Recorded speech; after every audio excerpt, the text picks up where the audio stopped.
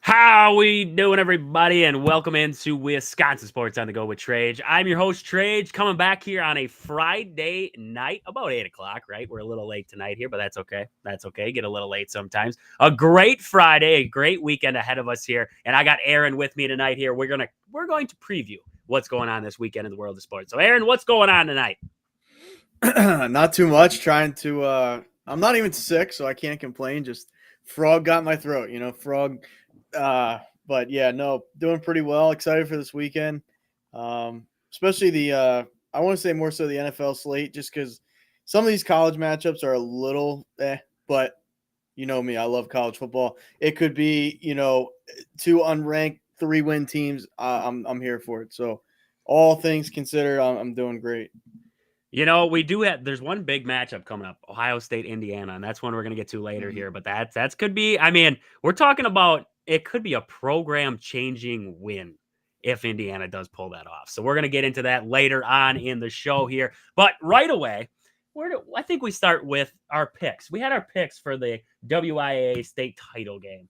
And Aaron, I don't think you were hot. I don't think you were hot in this one. So you picked Potosi to win game 1 in D7 there. Well, Edgar edged them out there 19-0 in that D7 game. D6 went to Lamora. They won that game over Grantsburg 26-19 there. Stratford beat Wrightstown 21-6. Racine St. Catherine's won 26-22 against Baldwin Woodville. And then we saw Notre Dame beat Catholic Memorial 49-28. That was a shootout. Then we see a close one. Slinger beat Rice Lake 31-30, and Bayport over Muskego 25-18. I think you got a couple. I'm pretty sure you got a couple in there. 3 or 4. Like I was at best 4. I think 3. Somewhere in there. But not bad. The last one for sure. But yeah, not bad. Not a bad one. Not a bad go around that time. You had no idea who the heck I was talking about when we were going in.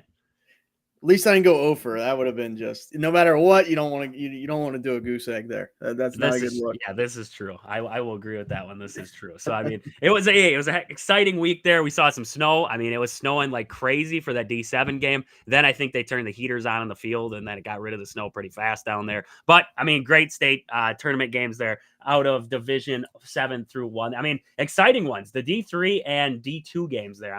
49-28 and 31-30 were the finals there. So pretty good games all the way around there. But there was a pretty good game that happened tonight here for the Wisconsin men's basketball team, beating up on UCF tonight.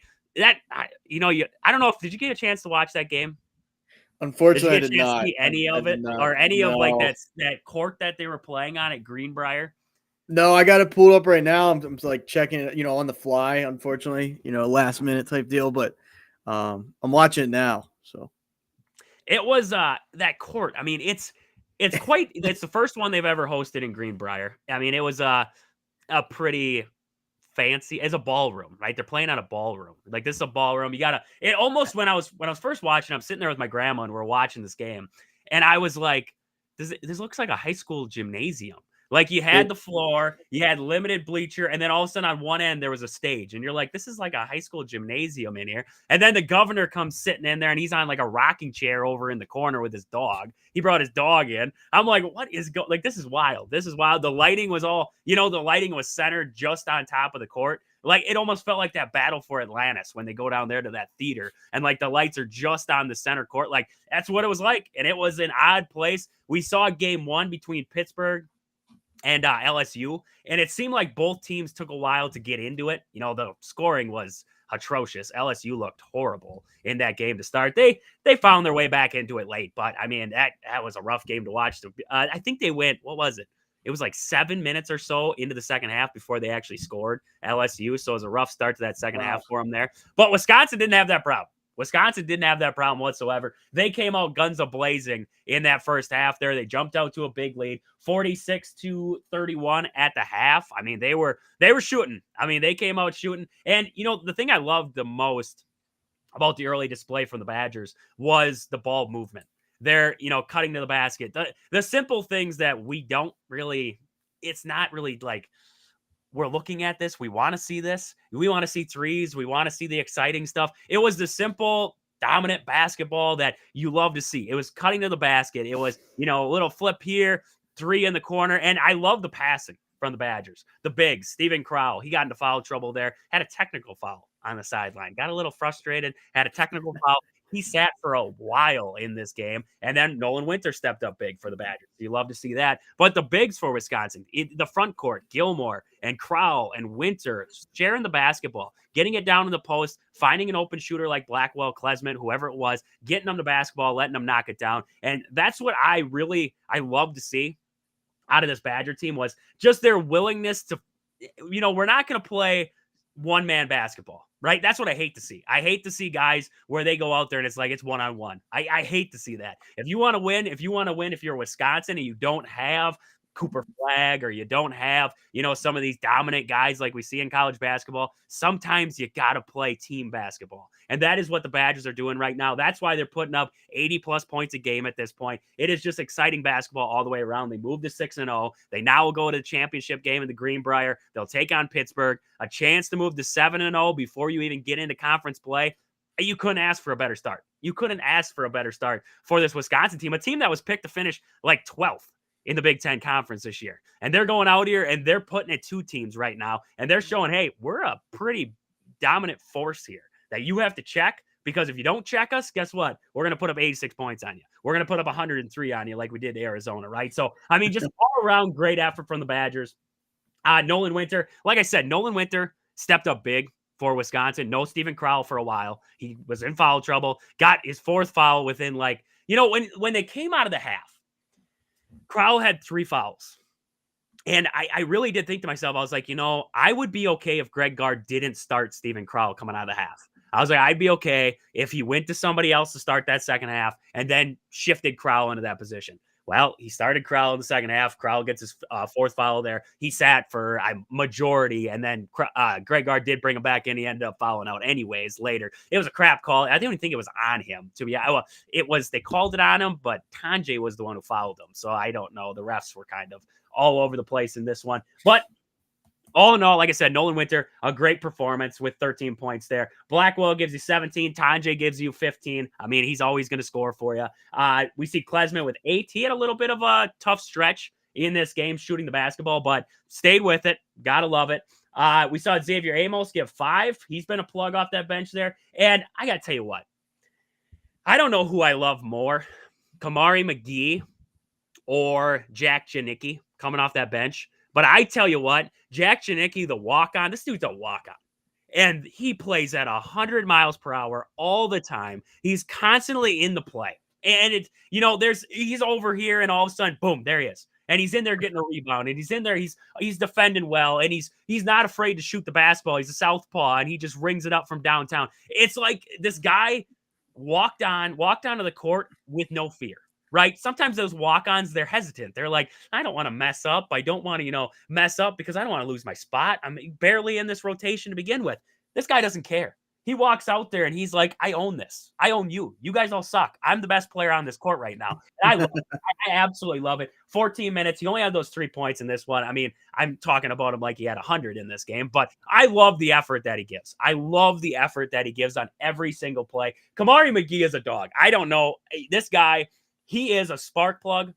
He is, if there's a 6-man in the Big Ten, Kamari McGee might win 6-man of the year in the Big Ten, because this guy coming off the bench for you, he has been nothing but fantastic. 3 for 4 from downtown in this game. He was 5 for 6 from the floor in 19 minutes, 14 points overall there.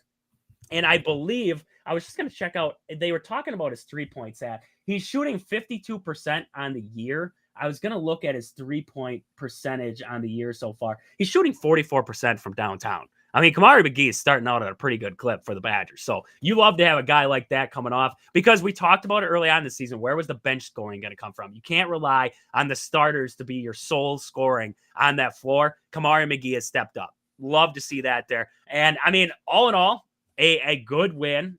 You got things that you came out of there, you're going to learn from, you're going to move on with there. This was a pretty good UCF team. They didn't shoot well in this one, but this is a big team. They got ability. They have some speed to them there. I don't think this UCF team is going to be a pushover this year. I think they're going to be a pretty good team. And the Badgers took it to them right off the bat. And yes, you love that. You just love that there. So Badgers get the big win there. They outshot Aaron.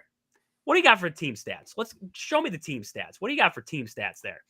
How does Badgers fare compared to UCF in this one? Yeah, let me stats wise. So field goal percentage for the Badgers, they're 48. I mean 48.5, right? But I mean UCF 33.9. Not great, not outstanding. Just take a while. I mean, you watch this game in its totality. As we got some people coming. Brantley Gilbert, I guess he doesn't have a concert or a tour going on, but yeah, what do you think percentage-wise, what do you think UCF shot from three? Like I said, I test all that. Like what wasn't good. I'll give you. They were rough. They were rough in this one. I would say it's below 20. I would guess below 20. That's you're spot on. 11%. So oh boy, see that's a killer. That's a killer. Yeah, if I'm their coach, I'm probably like, you guys aren't partying or doing any shenanigans tonight. You're gonna be hitting the court because man, that's bad. 2 for 17. That's about as bad as you get there. But well, on the flip side there, Wisconsin 10 for 31, 32% from three, not bad at all. Free throws, I mean, Wisconsin only had 16 opportunities, 12 for 16, 75% from the stripe there. And then UCF 37 opportunities from the line, only cashed in 26, so only shot 70% from the stripe. And then rebounding, UCF did get more rebounds and considerably more offensively, but didn't matter. I mean, they couldn't, like you said, they couldn't knock down the shots. I guess if you're Wisconsin, if you want to look at like one little negative, they had more turnovers than UCF did. 13 for Wisconsin, 10 for UCF. But I mean, it was a butt kicking. So I mean, at the end of the day, it's never going to be perfect. You're always going to have to work on something. That's probably what I'd highlight. But yeah, I mean, they did their thing again. And watching this game back just now, I mean, it looked like, I mean, this is probably a crazy comparison, but like the Spurs, with Popovich, where they're just like you don't know where the ball's at. Yep. Bang, bang, bang, bang. It's just all the way around, the horn there. So, I mean, you love to see it. And yeah, great start to the season. See where they can go from here. How do you feel about the Pitt team that they'd play next? Pitt played well against LSU. They went through their own cold spells in that game. Pitt's a good team. That's a good team. That's going to be a good game. That's going to be a really good test for Wisconsin in that one. So I can't wait to watch that matchup there on Sunday. I mean, that game between LSU and that, I mean, yeah, like I said, it was a game of runs, and both teams, I don't think we got the full effect of either one of those teams in that game. They got some size to them. They got the ability to ring it up from downtown. I mean, it's going to be a good game. It's going to be a very good game there, and I can't wait to watch it when that one comes out. But, like you were talking about, I mean, this team, it's crazy how fast they gelled, right? You had guys coming in like Jack Janicki, and you're bringing in guys like Xavier Amos into this rotation, John Tonje. And it's crazy how fast, just over a summer, this team gelled to the point where it's like you said, they're just boom, boom, boom around the court there. And it's like they know what the next guy is going to do before he even does it. And those turnovers, some of those were, I thought this guy was going to do this, but he didn't do this, right? He didn't keep cutting to the basket and stuff like that. But all in all, I love how this is working as one cohesive unit right now. This team is playing like a team at this point, and it has been nothing but great so far. Like you said, there's little things that the Badgers need to clean up moving forward. We've talked about rebounding in the past. In this game here, what was the rebound total? 41-39. Got out rebounded in this one by 2. Not terrible, but we talked about rebounding in the past, getting on the glass, taking care of that. They allowed 13 offensive rebounds to UCF in this one. Not great, but another big thing. We have a couple comments here. Let's get to the comments about this Badger game there. Brantley Gilbert back in the comments. He says, back to what you were saying, not a one-man team. They are scoring 87.8 points per game, which we need more of that, he said in his rest of his comment there off of. I agree. I mean, if you're going to get to a point like that, it cannot be a one-man show. It's like Aaron said. It's like you're saying there, sharing the basketball, zipping it around, finding cutters, finding open guys. That's how you win basketball games. We love to see that. The Red Shed. I love his stuff over on Twitter there. I love his stuff over on Twitter. Big Badger guy. Always shooting out great stuff over there on Twitter. Love his stuff. Thanks for tuning in tonight there. And if you got anything that you want to talk about Badger-wise or anything like that, any opinions that you have right now, football, basketball, Packers, whatever, you shoot him down there, Red Shed. This guy, I tell you what, Aaron, you got to follow him over there on Twitter. He's got great stuff over on that side. He's got to give him that follow. Got to give him that follow. He's got great stuff over there on Twitter. But hey, I got to get to the text in line here. We got some on the text in line. The energies, from the text in line. The energy the Badgers come out with makes a huge difference in their games. It seems this year they were a little flat last game, and it showed. I would agree. I would agree. You watch this Badger team come out against Arizona, and I talked about it. This team's chest bumping. They're in guys' faces. They're all over the place, right? And it just like they were tough. It's like they have a different kind of mentality in those games. They came out against UT Rio Grande, and it seemed a little flat, right? They didn't have that energy. They didn't have that big boost. You look at this game here, though, they came out with that energy. They came out with that big, we got the biggest balls here, and we're going to take care of our business. Like, that is how they walked out in this game, and that's what they did, right? And they knew. I mean, it's like they knew off the tip. They're like, we know we can win this game. And I saw, a great article about John Tanjay when he was working out in the offseason there. And I believe it was the guy who was working out with him. He was sitting next to his mom, and his mom said, he never smiles. He never smiles. And then all of a sudden they seen him give a little smile there in that Arizona game. And he's like, yep, there it is. And like, just saying like Tanjay knows, like he has that, he's not an emotional guy. He doesn't show much emotion. He doesn't smile much, but when he does, you got a good feeling about him right now. You got a good feeling about him going forward. So he's smiling in this game too. You love to see that. This team is just feeling it right now. And you hope that it never comes down from this. It's going to at some point. At one game, they're going to hit a roadblock, and it's going to come down a little bit. It's what they do when they bounce back off of that. So we'll wait and see what happens with this Badger team coming up on Sunday. That'll be against Pitt. I believe it's a night game, a 5 o'clock tip, if I'm not mistaken. Aaron, do you have? I don't have it here. I was looking at ESPN. I should have it. Yeah, 5 o'clock Sunday. 5 o'clock on Sunday. Well, 5 o'clock my time. So I guess 4 o'clock my time. Yeah. I always forget about that. 4 o'clock Central Time, but it's also going to depend on whenever that LSU and UCF game finishes up, because they'll tip off first, and then they'll have the championship game after there, and then we'll see. I mean, it should be a good game. Like I said, the Pitt team, they have some solid ball players all the way around. They got some size. They're going to test Wisconsin just like UCF did at times in this game. UCF wasn't shooting the ball well. That's a major killer to this UCF team. So we'll see what happens on Sunday there between the Badgers and Pitt there. But Aaron, Badger basketball was fantastic. Sadly, we got to talk about a different Badger team right now. It's been rough. It's been rough right now for Badger football. But hey, we're hoping. Oh, got it. We got a tickle in the throat. I'm sorry, folks out there. Got a tickle in the throat. We're both persevering through little throat issues right now. All right, we're both persevering. Badger football, right? They get a big recruit coming in. The crystal ball projection now is that Carter Smith is going to be coming to the Badgers.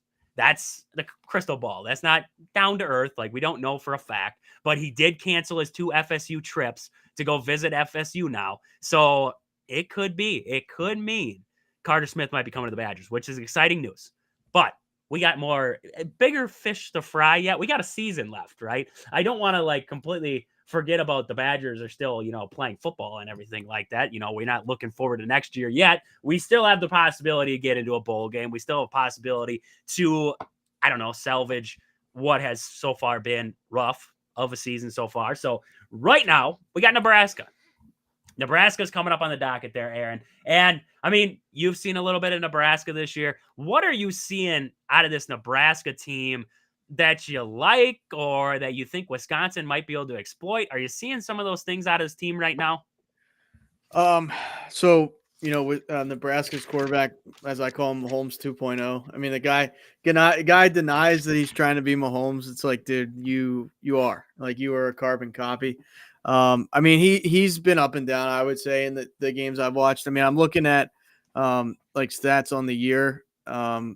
So if you're looking at the S&P ranking, outside of the top 25, you have Wisconsin at number 50, Nebraska 53. So this is like pretty evenly matched. On the year, Nebraska has an even turnover margin.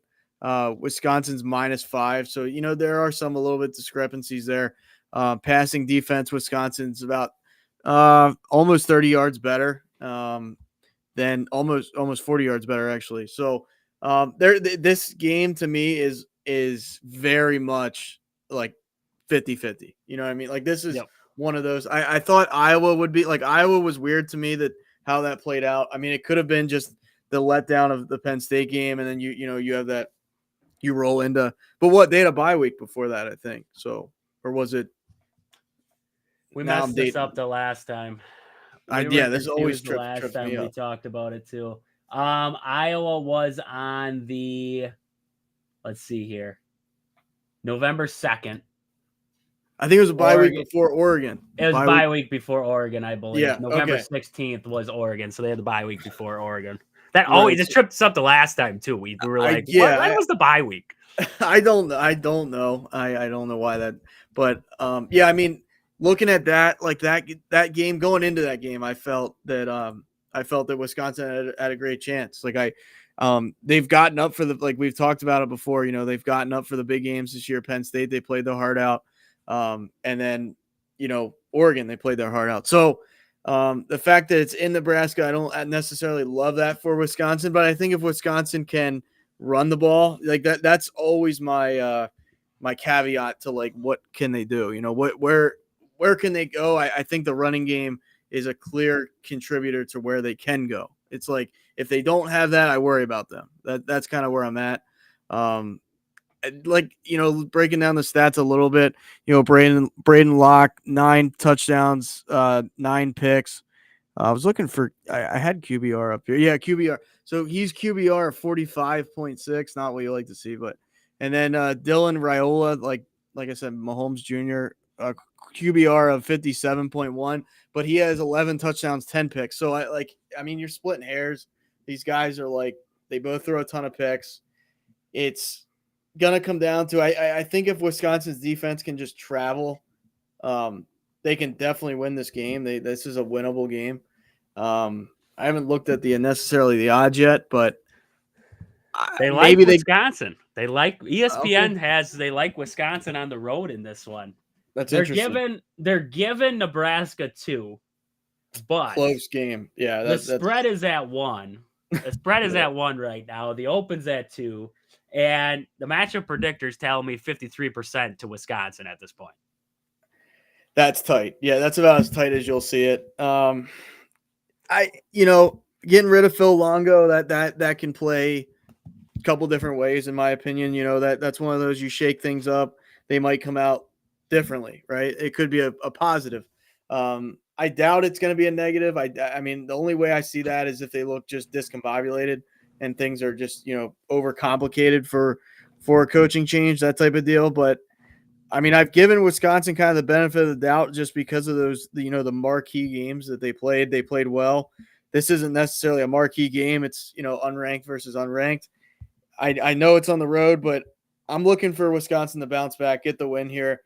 I mean, if they're saying it's 2, I imagine it's going to be close. I mean, they're usually not that far off if it's a spread that close. I mean, I don't see Wisconsin winning by like 10. That would be kind of shocking here just because of, where it's trending. But yeah, I mean, neither of these quarterbacks are going to wow you, in my opinion. So it's the who makes less, the less mistakes, the least amount of mistakes. And then, if Wisconsin can find the running game again, and then also if the defense can just kind of force Raiola to make mistakes. That's a key one there. If they can win the turnover battle, that's always going to help. Yeah, no, 100%. And that's one of the main keys I had for this one, too, is winning that turnover battle. Time of possession, right? right now this is a battle of two offenses who haven't been very good, defenses who can kind of hang, but you're looking at these two teams and you're like, this is a game of who wants it, right? Who wants this game more? Who can, if you're Luke Fickell, if you're Rule, who can fire up their guys enough to win this football game? That's what it's going to come down to. Like, these are not two powerhouse teams. These are not two great teams going at it right now. These are two struggling teams with decent pieces on them going at it to see what happens. And one of them's going to come away with a bowl eligibility. The other one's going to go into the last week of the season saying, crap, we got to win our football game now. So, I mean, if I'm going to take my odds, I would take Luke Fickell to fire the boys up before Rule. I don't think he's got that capability, but we'll see. We'll see on that one there. But like you said, Raiola struggled. I mean, over the last 5 games, he's only thrown for 200 yards one time. One time in the last 5 games. So you talk about struggling. That's a struggling quarterback right there, making throws. So you hinted to it perfect there. You got to put pressure on him. You got to put pressure on him. You have to make him uncomfortable in this game. Make him make mistakes because he will make mistakes. You look at his touchdown to interception ratio, 11-10, right? He's going to make mistakes. Can you force him to make mistakes there? So we'll see there. The Red Shed coming in there. This guy, I love this guy. I love this guy here. He says, you are spot on. Which coach can inspire? Which coach can get their guys going? We'll find out. 1,000%. 1,000%. Because you look at both these teams coming in here, they're limping. They're limping at this point. They're both looking forward almost to next year, right? They're not, but they are, right? As fan bases, we're kind of, I just talked about as a Wisconsin fan. We're like, hey, we got Jalen coming in next year, a big, DN. He's coming in next year. We're hoping for Carter Smith. Like, we're looking forward to the future. Yes, there's still football to be played, and I still going to watch these games. Like, I'm still excited for Badger football here, but it's going to come down to, like Red Shed there, like we've been saying, who can get these guys going. And if I'm a Badger fan, I watched what Luke Fickell, you look at them come out against Penn State, their piss was hot. Like, they were ready for a fight, and they were taking on anybody, anyhow. Okay, the offense looked like crap. The offensive line didn't play well, but look at the defense in that game, right? That defense stood toe-to-toe with one of the better offenses in the Big Ten. You look at that game against Oregon, that might be the best offense in the country. And they made them look like they weren't the best offense in the country. Like, that is how Wisconsin was playing that game. The defensive line played well. All those little things that I believe that Luke Fickell does do is fire up his team. So we'll see there. What do the coaches do in this game? I really do. I got that feeling, even if it's not the inspiring portion, it's which coach is going to outduel the other coach, right? Make that one move, that one little thing in this one. That's going to be the difference. That's what we're going to wait and find out on the flip side of this. But I just talked about a little bit there too. I want to see that defensive line for Wisconsin keep playing better, right? I thought in that Oregon game, this defensive line has stunk all season long. Like, they've stunk. I'll be the first one to tell you. There's been good moments, right? Elijah Hills has had good moments. Poose has had good moments, right? But it hasn't been great. But that Oregon game, they held their own. They did their jobs. They blew up the run game. They did their jobs in that game and held Oregon to some of their lowest totals on the season. I think that's their lowest point total, right? You look at the other games they played, even against Ohio State, they had better success. So I look at that game, I'm like, the defensive line played well, but now it's, can you do that again, right? Because it's one thing to do it once. You can do it once, right? You can show out one time, but can you do it twice? Can you do it a third time? That's what we got to see in this one. I got to see that defensive line step up. They have to step up big in this one for me. The offense, I'm really interested in. I really am. I think Letton's calling it. I am interested to see what they do. And if it's me, I'm almost going to run my offense like the Bears did with Caleb Williams against the Packers. I'm going to run it simple. Nothing stupid. Nothing deep. Nothing crazy. None of this trickery crap. None of this other stuff. I'm running power football. I'm getting back to power football. Beat the guy in front of you. I'm telling my offensive line, beat the guy in front of you. Hold your own on the offensive line. Win the trenches. Simple as that. Not as simple as that, but that's what I'm telling my offensive line. I'm telling Tyree Walker, hit the hole going, man. Dupree, hit that corner and keep on humming. Braden Locke, make the simple throw. Nothing crazy. I'm not running 45-yard outs. I'm not running 45-yard post routes here or corners. I'm running in routes. 5 yards, bam, in. Slant routes, bam, in. Little screens. Something simple. Simplify the playbook for Braden Locke. You want this guy, I tell you what, I don't think Braden Locke's the guy. I don't think he's the guy. I really don't. But Braden Locke can make throws. I've seen him make throws. Simplify it for him. Just make it as basic as you possibly can. You don't have to get crazy in this game.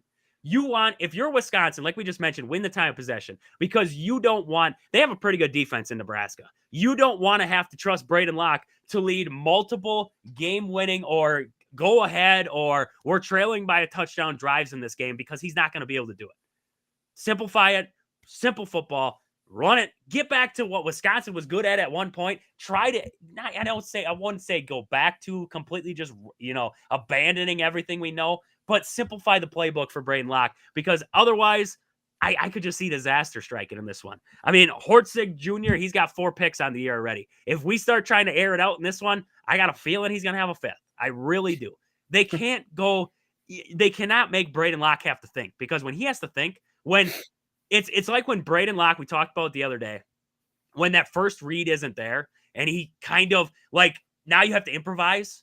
He's not a good improviser. He doesn't know, it's like he just starts to freak out and he's like, okay, I got to get rid of the ball now. I got to get rid of the ball. And then all of a sudden it's like, oh, I knew a guy was supposed to be here. Boom. And then it's pick 6 by Penn State and we're losing the game, right? I mean, just those, you got to be able to find that first read. He's not there. Okay, check down. Something simple to Tyree Walker. The little things in this one. So I don't know. Is it too much?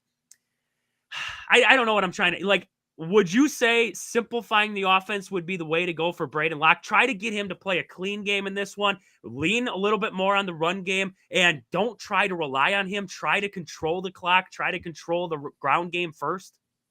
Yeah, absolutely. I mean, if you look at both these quarterbacks, I think, Matt Rule going into this, Luke Fickell going into this, you just don't want to make mistakes. Like, I'm not saying you got to not play to lose, sometimes you'll play not to lose and then, you lose like that. But in this situation, I think at times you got to play not to lose because, if you let him drop back there, 40, 45 times, it's like, is that a recipe for success? Probably not, just the way he's been playing. And it's like you said, that the thing that you hit on the nail, you hit I cannot talk to, this is like the nail on the head. I feel like Joe Biden, not to get political, but man, it's getting ugly. No, but it's one of those things where, like you said, the longer the routes take to develop, I think the more a quarterback like him, because like I remember, Carson Wentz or this guy, like certain guys, like the longer they're in that pocket, it almost is like the more time there's like Sam Darnold's a clear example of that to me.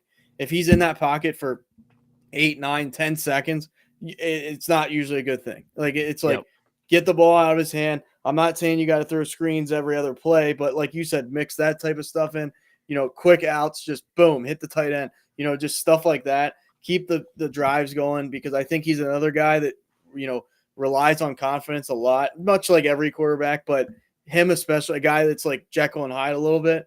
If you come out of there, 3 and out, 3 and out, 3 and out, and it's like he starts to get unravel a little bit and he's probably like, oh man, I can't wait for halftime. Like, I'm not saying he does, but just watching a guy like that, deer in headlights at times, it's probably like, oh man, I don't want to screw this up. I screwed up the Penn State game. And just those voices start setting in. So if you can, I totally agree with you. Go into this game, hopefully the running game gets going, that at least takes some weight off of his shoulders. I mean, Nebraska, that place gets loud too. It's another Big Ten atmosphere. So it's not going to be like, walking into Northwestern, right? Yep. That was like the outlier. So you're going to want to gain some momentum, sustain drives. Like you said, you cannot just, go 3 and out and give them a million chances either, which I don't expect. I expect this to be like a back and forth game and, in all reality, but yeah, definitely simplify it, get the ball out of his hand quick. Don't make these long developing, like he can throw deep. I'm not saying don't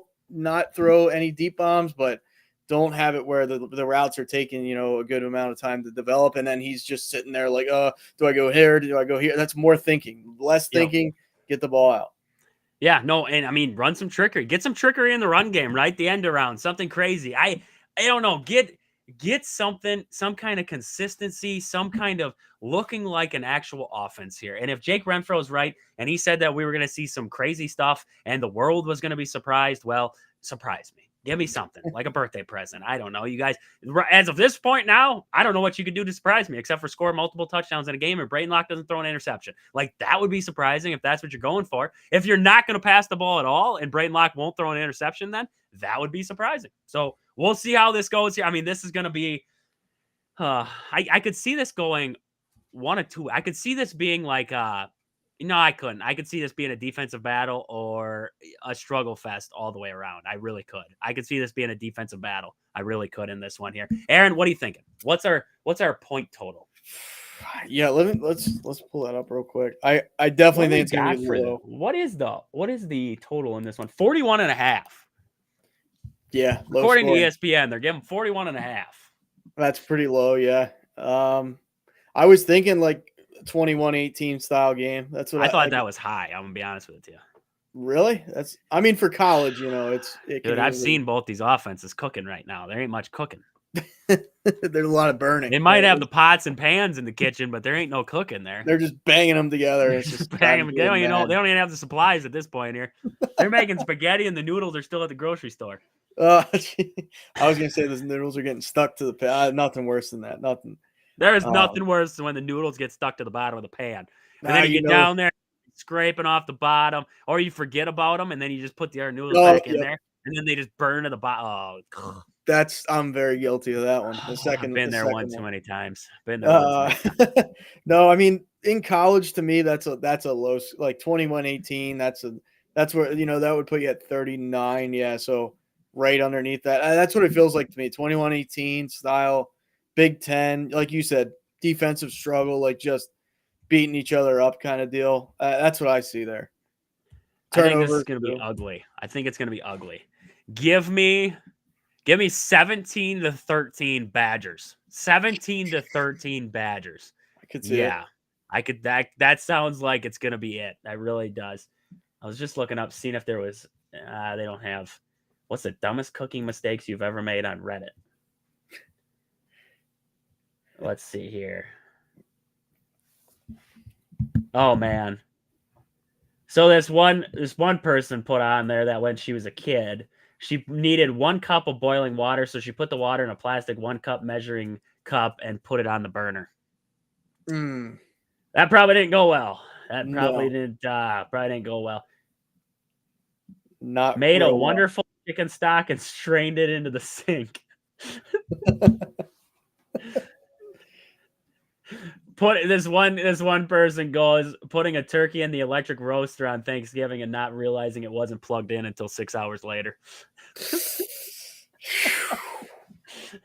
Have you ever seen them when they what is that when they're gonna deep fry the turkey and they go in the backyard and they set down the frozen turkey in the frying oil and it like blows up? Oh yeah, I have seen that. That's pretty. Those cool. Are wild. People are wild. People are wild out there. Holy crap! I want to try it though. I want to see what happens. I've seen people blow up Bush's baked beans too. I heard that if you leave that closed and it burns the can, it like becomes very explosive. Definitely would have to stand back from something like that. You might get some shrapnel just in your eye or something. Like I wonder if that's all canned things or if that's just Bush's. Like, is there something in Bush's baked beans that's highly explosive? Like, because I do when I have Bush's baked beans, my stomach does feel like I just went to a bad Mexican restaurant. Like it does cook me a little bit. So I wonder if there is something explosive inside of Bush's baked beans. I wonder. I really do. Your rear end becomes explosive. That's where I'm getting at from that. You need a hazmat suit to use the porta potty at work after that. Yeah, that's what I'm saying there. One time. So we're getting long with the story here, but it gets real cold in the state of Wisconsin. And we're always, outside working on these job sites. Well, got to use the porta potty because they don't have any bathrooms there. So we got to go use the porta potty. Well, I always take my butane torch and I'll go in there and I'll heat the toilet seat up, right? Heat it up for myself. And then I'll set the torch in the corner of it and I'll leave it running and that warms up the porta potty for me. So go in there one day and I was on my phone and I was, just scrolling through and I'm heating up the seat and everything like that. And I left it on the seat for too long, melted up the seat. It was all kinds of curved up and everything. I was like, I got to get out of here. So I just left it, walked out, And all of a sudden I hear, looking up, I was on my left over in the corner, and all of a sudden I see one of the builders comes out. Who in the F did this? And they're all freaking out. So then there's a big old job meeting about it, and we all get called together, and they're like, who's lighting stuff in the bathroom and this and that? And they're like, it's some electricians. And I'm like, no, wasn't me. Wasn't me. I wasn't in there. Wasn't in there today. I said, I still gotta go. So it couldn't have been me. It couldn't have been me there. But I mean, come on. Come on. That sounds like a situation where you could have got because I'm sure somebody saw you go in there, and then that guy says that. So like, if they put 2 and 2 together, they could have thrown you under the bus, but thankfully they didn't take the rat. It was their foreman. They don't like him, so we were clutch. We were there clutch. You go. It was your boys behind me and Scooby and Shaggy. I didn't know their real names, but they kind of looked like Scooby and Shaggy. So I was like, these guys are Scooby and Shaggy to me now. I don't know what their real names were, but let's get out with it. Let's get out with it. Too much personal story there. Let's get out with it. We have a hockey report coming in tonight here from Hunter, so we're going to jump over to that. We'll be back on the backside of that to keep on the conversation, moving on to the rest of the college football slate. Welcome back, everyone. Welcome to another Wisconsin Badger hockey recap. Let's get started with the men's. On Friday night, the Wisconsin men's hockey team pulled off an exciting 5-4 overtime victory against number 18 Penn State, thanks to a clutch goal from Daniel Latch with just a minute and 12 seconds left in overtime. Then on Saturday, they continued the momentum by scoring 4 goals in the first period and netting 2 power play goals in the third, sealing a 6-3 victory over the Nittany Lions. With this sweep, the Badgers are now tied with Minnesota for first place in the Big Ten Conference with 11 points. Their overall record stands at 4-8 with a 3-5 record in the Big Ten. This weekend, they have the weekend off to regroup. Now on to the women's. The Wisconsin women's hockey team had an exciting Friday with Lacey Eden scoring 2 goals to help the Badgers complete a thrilling 4-goal comeback to defeat Ohio State 4-2 at the Ohio State University ice rink. However, Saturday, number 1 Wisconsin Badgers faced their first loss of the season, falling 3-2 to number 2 Ohio State at Ohio State. Up next, they return home this weekend in Madison to face St. Thomas at LeBron. Great stuff there from Hunter in our hockey report. A great last weekend there from the Wisconsin Badgers men's and women's hockey team, even though the women's did drop a game there against Ohio State. But hey, that's a heck of a matchup too. That's a heck of a matchup against Ohio State. So they got some action coming up here. Hunter will be back on the mic next week there. He's had some personal stuff going on, so he hasn't been able to get out videos to us for the hockey report there, but he's going to be a weekly guy on here. Hopefully we can get him on the show at some point. We're hoping to get him on the show at some point and talk a little hockey with him here, but once his schedule aligns, sometimes you get, work schedules get crazy. Everything gets crazy in life there, and you just don't have the time to hop on, and he's at that point right now. So we'll get him on at some point there to talk about it. We do have one more on the text in line about Badger football before we move on to the college football slate. This commenter said, personal opinion, and I've kept this, though, to myself. Well, yeah, you're sharing it with me now. We're good. We can share it now. We can share it out to the world. But this team has more issues than just coaching, I think. Whether it's players not giving a crap because they are pissed about something or whatever, they don't just play the game anymore. Again, might be a dumb thought. I just think there are a lot of underlying issues that need to be addressed before they can be successful like they have potential to be. I kind of agree. Like, you look at that game. We talk about the Penn State game, right? We talk about that Penn State game. They came out with their piss was hot, right? And then you look at the Iowa game, and they came out flat. And I don't want to believe that Luke Fickell walked in there and he was just like, all right, boys, let's go. And he just walked out to the field, right? I don't think that was the case, right? I believe Luke Fickell probably gave a pretty, pumping up speech, like, hey, let's go kick some Iowa Hawkeye butt in this game here. Let's go get her done. And they came out flat. And then you look at that game against Oregon, they came out hot again, right? The defense did, especially in that game. So, I mean, I can agree with that. Like, it does seem like maybe there is kind of this disarray from coaching to players. Maybe that was a Phil Longo problem, right? Maybe we didn't hear that side of it, but maybe the offense, some of the guys on the offense were getting kind of frustrated with how Phil Longo was calling the offense. So they're becoming kind of distant from it, and that could lead to problems. So I could see that. I really could. Maybe that was part of Luke Fickell saying, like, maybe guys came into the office and they're like, Luke, we love you. We love you here.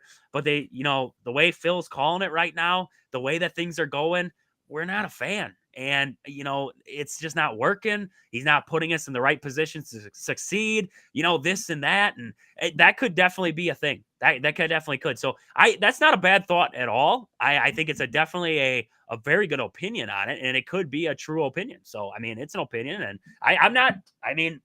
it could be. It could come down to that there is some, because we heard Braylon Allen say, like, someday on a podcast, he's going to give, like, this whole spiel on what happened in Wisconsin and this and that. Like, I would be interested to hear what kind of led to him disliking what was going on in Madison. Because Luke Fickell, I mean, he seems like maybe you like him, maybe you hate him kind of guy. But for the most part, he seems like he's a pretty good football coach. Like, he seems like a guy who can motivate. He seems like a guy who can get you up and get you going and, build you up and not tear you down. He seems like that kind of guy. So it makes you wonder, okay, what was Braylon Allen talking about then? Was it Phil Longo who was the problem all along? And Luke Fickell just finally got a sniff of that. And he's like, we got to let you go. Right. Because we were talking about, it was an odd time to let Phil Longo go too. Like, you have 2 games left in the season. Just an odd time for it. Why was it such a quick thing? I don't know, maybe players were getting kind of distant from the program because they're like, hey, our offense is sucking. Look at our scores. We were hanging with some of the best teams in the country, and then all of a sudden we got dinged on late in games because our offense couldn't move the ball.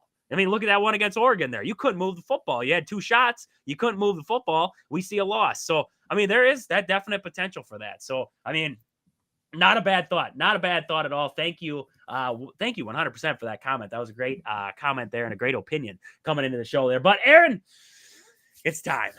It's time for some college football picks for the weekend there. We got I hate this. I really do. This is so stupid.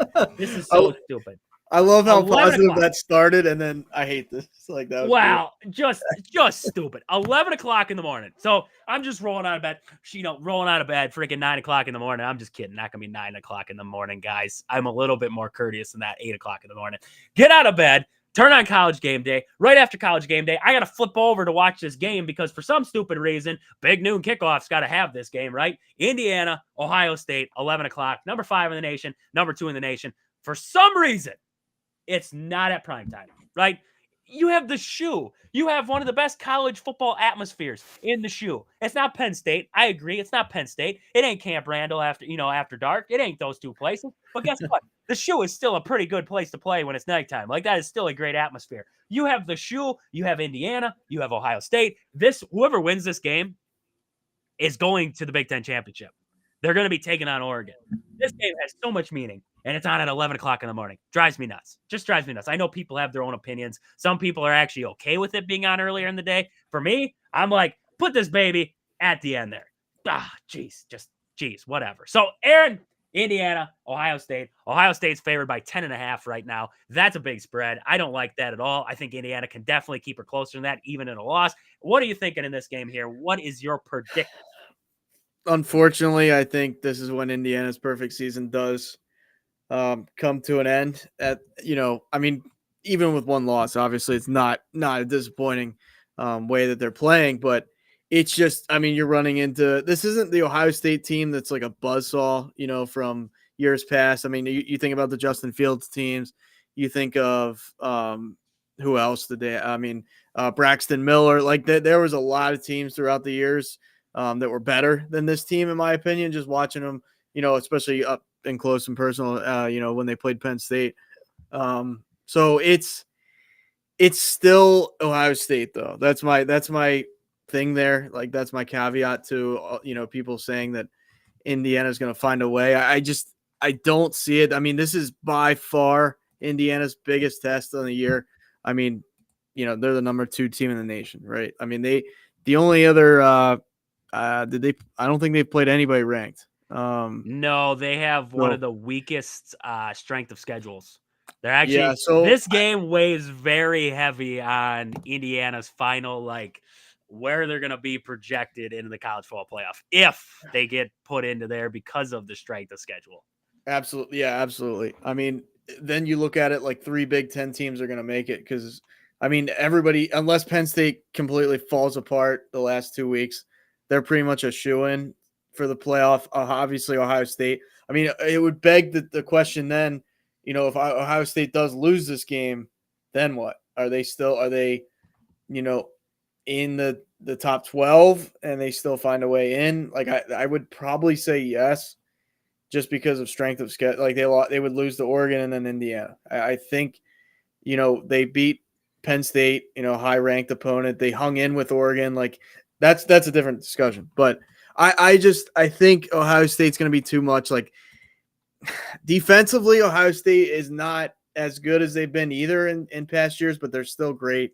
I will tell you, this game's at noon because Gus Johnson is calling it, and Gus Johnson is the biggest Ohio State fan. Oh my God, don't get it twisted. He loves calling Ohio State games. He lives for it. Like, if he was on his deathbed and he had one wish, it would be to call Ohio State. So yeah, I mean, that's probably why he probably took money out of his own pocket to make that happen. But yeah, unfortunately, I mean, I think if this was flip-flopped, if it was in Indiana, I'd give him a better chance. They might be able to cover that spread, like you said. I mean, their offense is crazy, but I just think Ohio State's going to be too much for 60 minutes. Give me Ohio State. This would be an amazing story, though, if Indiana finds a way to win this game. That's, like you said, program changing. This season's already program changing, but that's the exclamation mark you're looking for. I'm going to tell you this now. I think Singetti gets them fired up. We were talking about coaches getting guys fired up. I think Singetti gets them up for this game. I think he gets them fired up. I think they're going into the shoe. I think he gets his boys fired up to start out early, start out hot. They jump on Ohio State. Howard's reeling in this game. Day doesn't know what to do. And I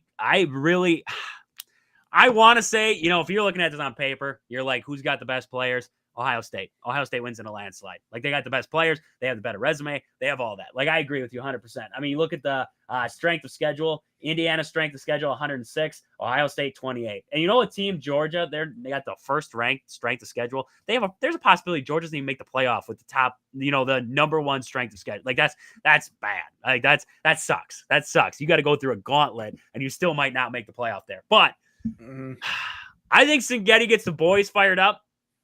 I think they win this game. I do. I think Indiana wins this game. They pull it off.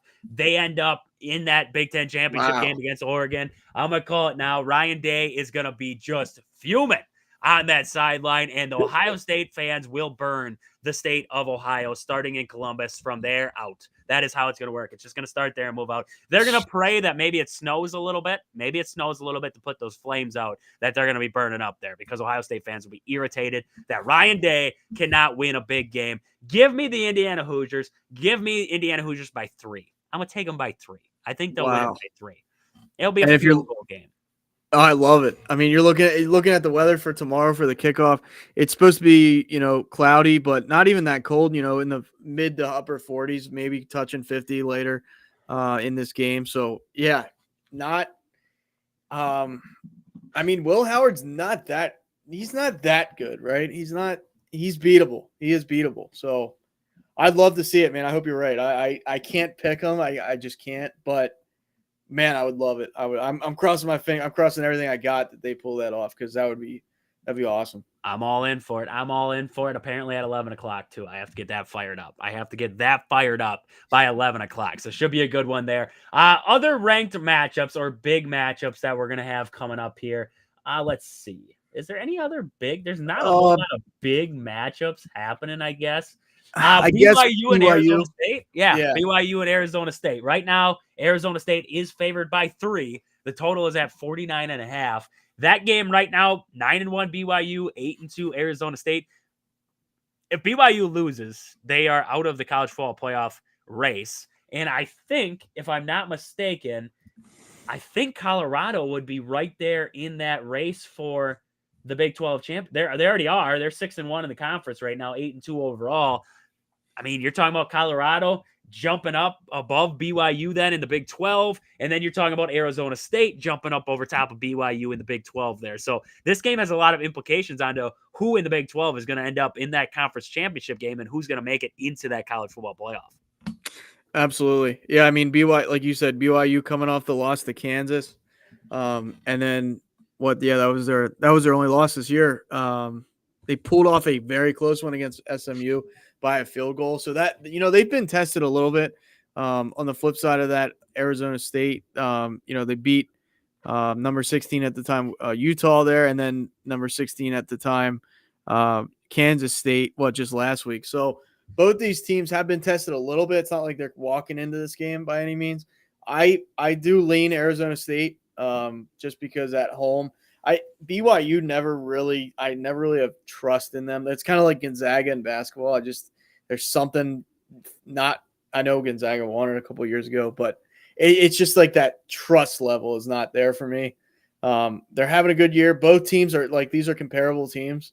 But I mean, just the simple fact Arizona's touting those jerseys they haven't worn since 90 something or 80s or 90s or something. Sick jersey. Absolutely sick in my opinion. Give me the Sun Devils in Arizona in the hot, probably the hot. I'm sure it is still this time of year. 76. They're talking 76 degrees. That'll work. That'll work. That'll play. It'll be steamy down there. It'll be steamy. I like Arizona State too. I'm going to give Arizona State. I think they'll cover that spread too. If spread's at 3, I think they'll cover. Take it to the bank. Yeah, I don't trust BYU to go on the road and beat a team like that. I just don't. Is BYU the Illinois of the Big 12? Yeah. It's like they pretend for about a week or 2 or 3. They pretend that they are something. They pretend that they're this good team that everybody has to watch out for. And then all of a sudden they get kind of rattled, which we saw against Kansas. And then it's like the wheels fall off. And that happened to Illinois this year. I mean, Illinois, they were rolling right along for a while there. And then who the heck beat them? I think it was Penn State. Penn State got them 21-7. I think they lost to Minnesota too in that stretch. They lost to Minnesota too. They got beat by Oregon. I mean, they had a little rough schedule there with Oregon and Penn State, but hey, Wisconsin got. I mean, this schedule for Illinois, Michigan, Oregon. It's not that tough. Never mind. And they pulled out. I don't know how, but remember when we were talking about Purdue and how bad they are? They ran Illinois to overtime. Illinois should have probably lost that game. So I like Brent Bielema. I can never say his last name. Bielema. Yeah, Bielema. I like him a lot. But I don't know. I mean, you're starting to see that they've turned the corner a little bit, with him, but they're kind of where they always are, though. The same, you thought, they were on the up and up a year or 2 ago. Then this year, they really, early in the season, it was like, wow. And then that comparison to BYU is pretty accurate. I think Illinois plays a tougher schedule overall, the totality of it, because the Big 12 is just, I don't know. They don't wow. I mean, the Big 10 doesn't wow me, but it's like a dogfight week in and week out to me. Physical. They're a lot, in my opinion, the Big 10's a lot more physical. So, I mean, I would love to see those two teams play each other. That would be kind of interesting there. That'd be an interesting matchup right there. Too bad we can't get it. That'd be. I mean, we're talking about the BYU versus Illinois bowl. That's what we want. That's what we want now. We want BYU to get knocked out, face Illinois in a bowl game. It could happen. It really could happen. Both teams still ranked, so we could see them square off at some point. This is the biggest game of the day. Army, Notre Dame. Army wins. They got that game against, I believe it's UTSA next week, and then they have that game against Navy. But we could be talking about Army in the first college football playoff with 12 teams. We could see them in there. That would be – I would cheer for Army. I'm cheering for Army at this point. I want to see them go perfect. I want to see them make the college football playoff. That'd be nothing but great. And Notre Dame, if they lose this game, they're knocked out. They're done. That'd be done over with because Notre Dame has nothing on their resume that can get them back into it there. So, Aaron – right now, Notre Dame's favored by 14. Screw them. Just whoever made that spread, you don't even know. You don't even know what you're dealing with right now. I'm going to do mine first. Give me Army. Give me Army by 7. Give me Army by 7. They're going to win by a touchdown in this game. Army is going to shock the nation in this game on NBC in the night game. I can't see it, man. I want to be able to see it. I'm rooting for him too. I'm not a closet Notre Dame fan, but Closet Notre Dame. no, I'm not. I don't mind Notre Dame though. I'm not a Notre Dame hater. Like a lot. There's a lot of Notre Dame haters out there. I can definitely see that, but I just think this is kind of where it's like the same thing with Indiana, Ohio State to me. Like this is a mismatch. And I don't know though. I don't love Notre Dame's quarterback by any means, but I don't necessarily love Army's offense either. So I don't. This could be close. I don't see Army going into Notre Dame. This would almost be a little more shocking than Indiana beating. I don't know though, because Ohio State is like the pedigree. Notre Dame does too, but Ohio State is more as of recently. So, man, hopefully one of these. I'll put it to you this way: hopefully one of those games is an upset. I don't see either one of them being that in my heart of hearts, but you never know. They play 60 minutes, and somebody could get injured. I mean, who knows? But I really just don't. Unfortunately, see this. I'm pulling for Army. I'm pulling for Navy when they play Army, but I'm pulling for Army up until then. So, Army's got to avenge their water brothers in this game here. Navy got wrecked by Notre Dame. They have to avenge the Army boys.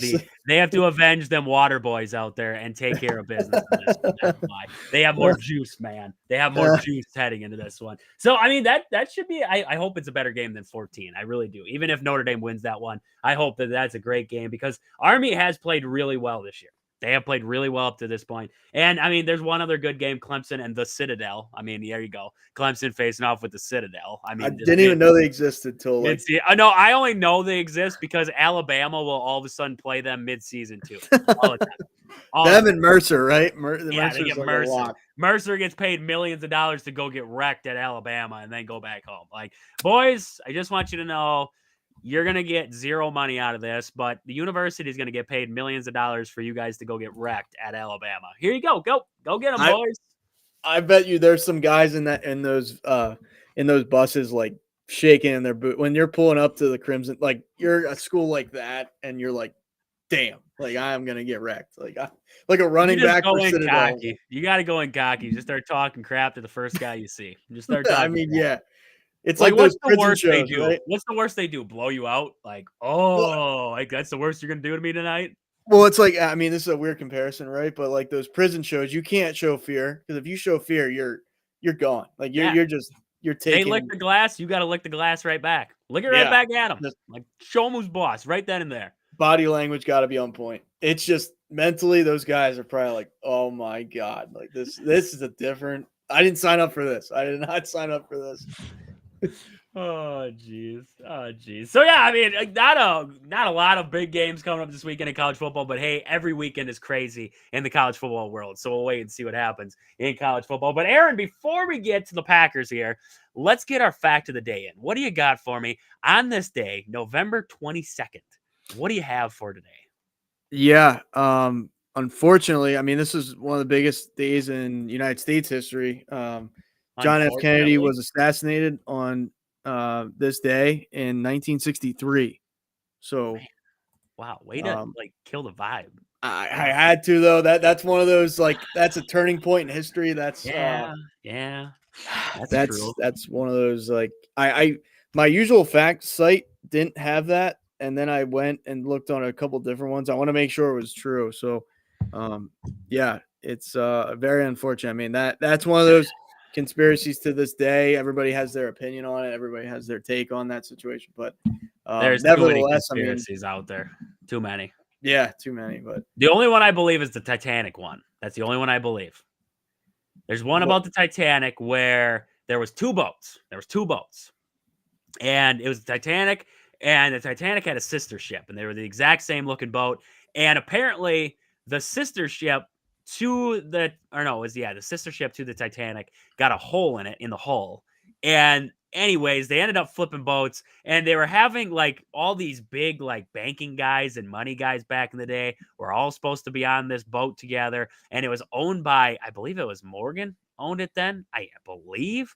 And all of a sudden He didn't go. A bunch of different other guys didn't go. The only one that went was a guy who was against the bill or whatever that they wanted to pass. He was the only one that went on the boat. Then the boat sank, and it was I don't know. I just paraphrased off of what I remember when I read the conspiracy. But there's a big conspiracy out there. So if you want to read the conspiracy, look it up. Titanic conspiracy. It's a interesting one. I could see it, right? You could always see the conspiracies. You're like, yeah, this could have happened, but at the same time, you're like, that's just nuts. Like that's like there's I have heard people say that the earth is flat and the moon landing was staged and oh my god, I'm like, can we just pretend then? Like, can we just pretend for 5 minutes that it's real? Like Let me ask you, because it's sports related. What, I'm sure you know this, you're an NBA guy, but what NBA star believes that the earth is flat?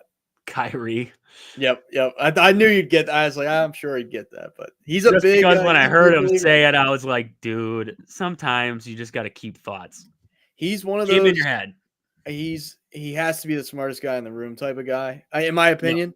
Yep. I don't mind Kyrie, but he is he's like an Aaron Rodgers.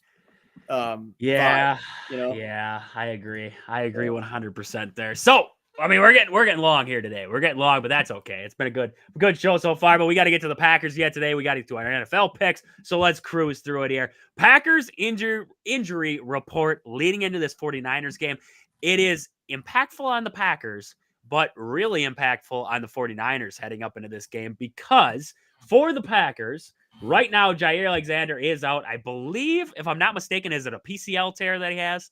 I'm pretty sure it's a PCL tear that he re-aggravated. He had it early on this year, and then he re-aggravated it in this last game, and now he's out again. He's expecting to play again this year, but I don't hold my breath with Jair Alexander at this point, so we'll wait and see if he does come back. Edgerrin Cooper is also out for this game. He's got a hamstring problem. He did practice on Wednesday, but he did not practice Thursday or Friday. He is out for Sunday's contest. And then Colby Wooden with the shoulder. He was a full go on Friday, so that's good news for Colby Wooden, as he was finally a full go on Friday, but he is questionable for Sunday's matchup there. Outside of that, Josh Jacobs was limited. He's a go. Looking at the rest of them, L. Jenkins, Josh Myers, Rasheed Walker, Evan Williams, all full practices there. And then we saw Kenny Clark get a full practice in.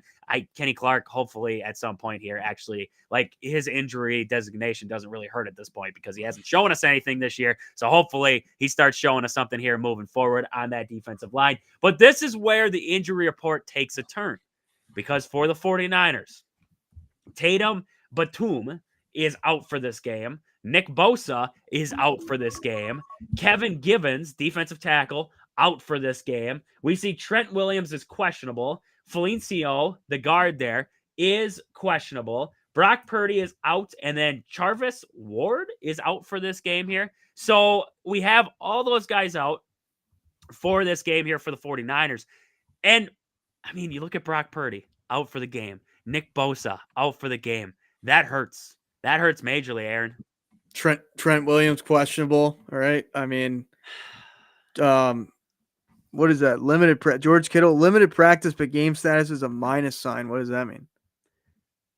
That's just basically there's no designation, so assuming that they're gonna play. He's a mystery, right? They're gonna try and he's not playing. It's like, yeah, it's the whole deceiving game. But yeah, McCaffrey, same thing. I mean, I guess he's playing. Resting. He's just not practicing. But yeah, I mean, like you said, I mean, Kittle, not Kittle, Purdy, big one. Bosa, big one. Like, you can argue, two most important, impactful players on the team are out. So you like your chances if you're Green Bay. I mean, not that you want to see guys get injured, but it's like, when they're playing your team and they didn't get injured in the game, it's like, kind of nice. Falls into place a little bit, No, I agree. And it's a good sign for the Packers. It's a good sign, but you also want to play them at full strength, because I want to see where this Packers team's at too. So you want to see a little bit of both, but I guess you take wins how you can get them, because right now you're chasing the Lions and the Vikings at this very moment. And you don't know if the Lions will ever slip up again. So you might be chasing a wild card at this point. So we'll see what happens there. We did have one comment quick I just wanted to answer. The Red Shed said, what's the Twitch channel name? The Twitch channel is Wisco Sports on the Go. So just Wisco Sports on the go. That's where you can find us over there on Twitch. I believe that is also the Instagram. And then Wisconsin Sports on the go with Trade is the Facebook page. You're already on the Twitter page, so you know where to find us there. And I mean, that's basically all around podcast platforms, everything like that. So thank you for asking there, and hope to see you over there. Thank you for tuning in tonight. You've been great in the comments section tonight here for us. But let's get back to the Packers here. I mean, you're looking at this Packers game, and we've talked about it week after week with this Packers team, avoiding the costly errors in this game, right? Now we know Brock Purdy's not playing, so you can't hurt yourself, right? The 49ers are already hurting. They're already hurting in this one. You cannot hurt yourself in this one. Those costly errors, the pre-snap penalties, the turnovers, those are the things, the little things, right? The little things that turn into big things for this Packers team and have hurt us in multiple losses this season. They got to find a way to clean that up, start to clean that up in this game against the 49ers. The 49ers are still going to throw a good defense on you. They still got a good coach. They still got good coordinators out there. So don't think this is just going to be some pushover team that you can just, slouch around, hang around for 3 quarters, and then all of a sudden in the fourth quarter try to take the lead. You got to be able to control this game from the get-go, and that's something that I'm talking about there with avoiding those costly penalties, costly turnovers, the little things in this one. Getting Josh Jacobs going. We talk about it week after week with this guy. Josh Jacobs, when he gets going, the Packers get going. Like, that's just plain and simple. That's just plain and simple. This guy carries when you talk about him in that Lions game. He had about 7 yards of carry. This guy was a dog, and we had to go away from him. Why? Costly penalties, costly errors. Just those, costly penalties, pre-snap penalties, the turnovers. You put yourself in a hole. That's what happened there. So, I'm looking at this one here, and I'm like, Josh Jacobs has got to be the guy. He's got to get going. When he's going, the offense opens up. It frees up Jordan Love. It makes the defense respect you a little bit in this one. Those are little things I'm looking for. So I'm looking at Josh Jacobs in this one. I'm also looking at the consistency of Jordan Love, because so far we've seen it where he'll lead a good drive, and then the next drive out, it's a little bit arid. It's a little bit, iffy. I want to see some consistency moving forward. Put a good game together. Last game out against the Bears, I thought he put a decent game together. He had one bad throw to Tucker Kraft where he cleared him.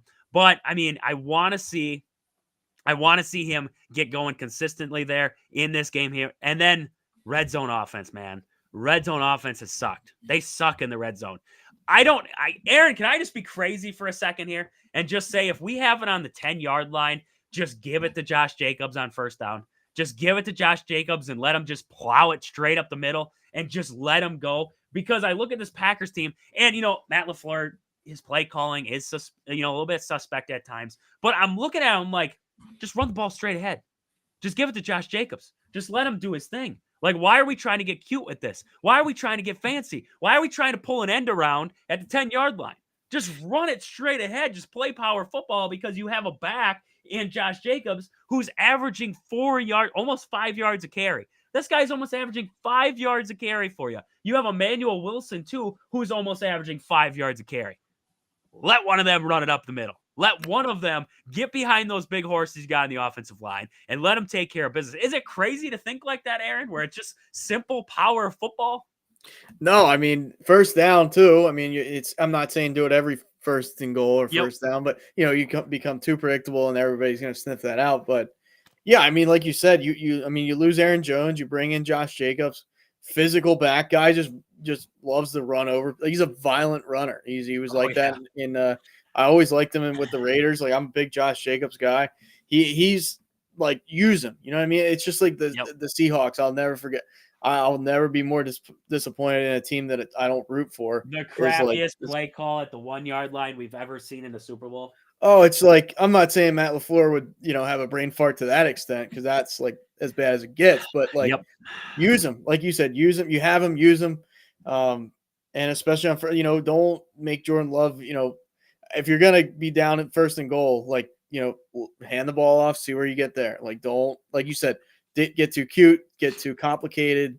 That's how turnovers can happen, because you're giving them a chance to create it. Like, yeah, he could fumble, sure, but I just run the ball, run it up the middle, like you said, punch him in the mouth type football. You know what I mean? No, I agree. I love that video of Josh Jacobs against the Bears when he broke a big run out, and I can't remember who was coming over to make the tackle. I can't remember who's coming over to make tackle, but he kind of points at him, like points him out, and he gives him the finger, like come here, like he was like inviting him to come get hit. Like that was awesome. That was awesome there.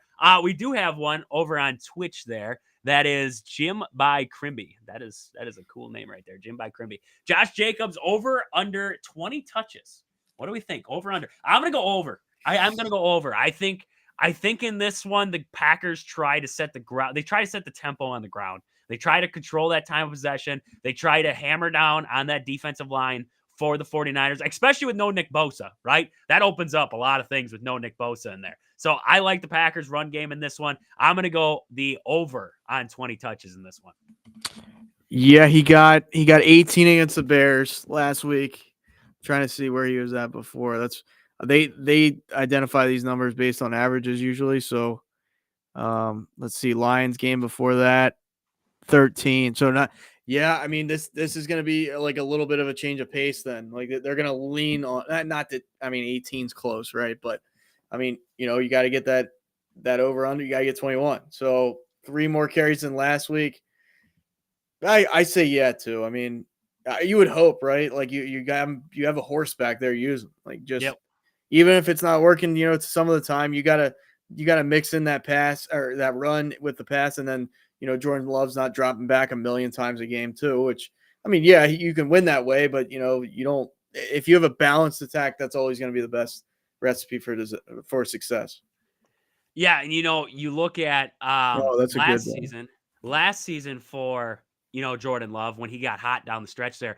Aaron Jones was having 100+ yards games the entire way through that. Like Aaron Jones was having big games along with Jordan Love. You got to have both cooking, and you got to get Josh Jacobs going to get some consistency out of the offense, get that tone set, and then open up the playbook then for Jordan Love. Because once the run game gets going, it spreads it out. Like the defense is going to try to buckle down. They're going to be like, all right, we got to stop Josh Jacobs. We got to stop him here. And then all of a sudden, Matt LaFleur's like, hey, let's run a little, up and out with, Wicks or with, Reed or whoever. And then all of a sudden, bam, hit big hitter.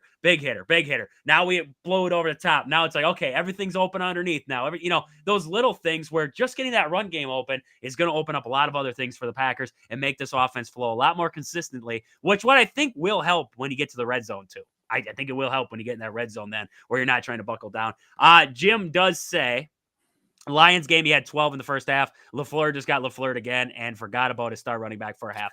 I agree. And, part of that, we talked about that, was going into the half, the Lions had that pick six, and then they go out and they drive down the field in the second half to start it, and they score a touchdown. Now the Packers are in a hole, and then LaFleur's like, oh, we just got to air it out. We got to air that baby out now. We just got to, go away from Josh Jacobs. Let's air it out. That game, he was averaging like 7 yards a carry. Like, people are talking about the Lions after that game, and they're like, oh, they're untouchable. It's like, no. If Jordan Love doesn't throw that interception and we stick with Josh Jacobs with what he was doing in that game, and he consistently continues to ground and pound, I don't know that we're not talking about a Packers beating the Lions on that day. I really don't. Like the Packers, they had 13 pre-snap penalties. They had a costly pick six. Without that, might have been a different outcome, right? It's hard to sustain a drive when you have 10 plus pre-snap penalties. When you have 10 plus pre-snap penalties, it's hard to sustain any kind of consistency on offense. So that's what we're talking about with cleaning up the errors here moving forward, and especially in a game against a 49ers team who will take advantage of those. And without Brock Purdy, they are going to need a lot of those from you. So do not give them escapes, right? You got to hurt them by playing a clean game if you are the Green Bay Packers in this one. Make them beat you. Don't beat yourself. Make them beat you in this game. And I think they'll be fine. I really do. I think the Packers will be fine, especially with no Brock Purdy, no Nick Bosa, half the team's out. It's rough right now for the 49ers injury-wise. Like it really does suck for them. I mean, I'll be honest with you. I'm not here to say that I'm sad for them by any means, but it also sucks because the 49ers are always right there. Right? They're always right there. We're always talking about them in the West. We're always talking about whoever's up top in the NFC North. And then we're always talking about, it's going to be Packers and 49ers. What's going to happen this time around? This and that. Now it's like 49ers just stink. Like it's just not there this year. And they kind of, just have to fold it. They're folding. I mean, they're basically folding at this point. Like I almost say like if, you lose this game, you have 6 losses, you go into next week, You don't get Brock Purdy back. I don't know how long Brock Purdy is going to be out, but you don't get Brock Purdy back. It could be rough sledding for the rest of the year for the 49ers if they can't start to get healthy here, because Kittle's been banged up. McCaffrey's been banged up. Like, they just cannot get healthy, and all those playmakers cannot get on the field at the same time. Yeah, no, I mean, exactly right. And guess who's on the horizon for the man? It doesn't get easier after the Packers. There, we just throw a team out there. Would it be the Lions? Don't tell me they No, got that Lions would next. no. Oh, I mean, that'd be bad. it's the Bills in Buffalo though, so that's Bills in Buffalo are tough. In the cold weather, which I mean, San Fran doesn't see that. I mean, it's the Bay, it gets chilly, but it ain't Buffalo, right? And then, I mean, yeah, like you said, if Purdy, like, I don't know if Purdy would come back next week. I mean, you're still in wild card contention at 5, and like I don't see him winning this game. I just don't. But the Packers game, that is, so 5 and 6. I mean, you're in the hunt, but like you said, I don't know about this Purdy injury as far as is it going to be long term? But I imagine the 49ers are going to try and just ground the crap out of the ball against the Packers. Like, they're just going to ground and pound the majority of the game, because I mean that even when Purdy came into the Niners, they were doing that, and it allowed him to okay, now these receivers are running wide open. Like, I feel like this is a McCaffrey type of, okay, we're gonna feed it to him and see what happens. Like, It's not gonna be complex, but with Brandon Allen back there, it's just like that's not ideal for them. So Shanahan will draw some things up, and like he'll probably try and maximize what he has, but it's it's tough sledding, and I'm definitely not rooting for their injuries, but man, I'm not a 49ers fan to even in the slight, not even 1%. I think I have a little bit more hatred for the Niners than the Cowboys these days, because they're actually relevant and they're a problem every year. So Yep. No, I agree. Falling apart a little bit. That's fine. I agree. And you look at, like you said, McCaffrey's going to have to be big in this game for him, and it makes you nervous almost, because the Packers, according to PFF, they're currently the 24th ranked run defense. So not playing there. I shouldn't say they're terrible. The Packers defense is like I always say it, like a bend but don't break defense. Like they're gonna bend, but they're not gonna break. They got to find a way to stop McCaffrey. If you can stop McCaffrey in this game and put it all on, who the heck is starting for the San Francisco 49ers? Yeah, Brandon Allen. Brendan Allen. Whoever that is, whoever that guy is, if you can slow down McCaffrey, I don't think you stop McCaffrey if he's feeling good. But if you can slow down McCaffrey in this game and put it on Brandon Allen to try to win this game, you're fine. Like, Xavier McKinney will end up with another interception. Like, that's how I feel about this game. I think that's the game plan, to be honest with you. If Halfley got word that, Brock Purdy's not playing, and he's like, these guys are going to try and do some either little lazy, short passes. They're not going to try to get crazy with it, or it's going to go to McCaffrey a lot. So we should have I shouldn't say a pretty simple defensive plan, but it's like, there's McCaffrey, stop him. Like, that's going to be the big thing on Sunday there. So this should be you got to protect Jordan Love in this game. You got to give him time. The 49ers still got a good pass rush going on there, so you got to find ways to still protect Jordan Love, let him make throws, get Josh Jacobs going. The defense has got to play well in this one. But, Aaron, looking at this one here, Packers and San Francisco, I was just going to look at what the over-under was in this. 44.5. I think, according to ESPN, it's still at 1.5 is the open right now, but the spread's at 5.5 right now. I think it was bumped up to a 5.5 now. I think the Packers cover. I'll be honest with you. I think they cover, but to cover, I think you got to come out hot in this game, and I think you have to put it to them right off the bat. Like, this is a 49ers team that's crumbling right now. If you can put it to them, I think they fall apart. Yeah. This, even with, like, of all teams that have this situation, I don't say I trust the 49ers to weather the storm, but I still, if I'm a Packers fan in this game, I'm like, don't take them for granted, even with Brandon Allen, because they're just so well coached. I will say that the 49ers are probably the best, the most well coached team. They don't like make stupid penalties hardly ever. They're just fundamentally sound. So would I be surprised if the Niners are in this game in the fourth quarter? I wouldn't be like shocked. I mean, the only way they do that though is if they slow down the Packers. Like, if you have to keep this low scoring, if you're the 49ers, to have a shot. But I still think, like you said, I think probably the Packers pull away. Maybe like halfway through the fourth quarter, they just kind of pull away. So they cover the spread, but I don't think this is a blowout. The 49ers defensively are just too smart and they're too sound, even with, a lackluster of an offense that they're probably going to have this week. I agree. I do. Packers are going to win this one, like I said, and I think they're going to cover that spread too. I just think the 49ers are too beat up at this point, and they're limping into this game, and I think the Packers will take care of business in this one here. Other news before we get to before we get to the NFL picks for the week here.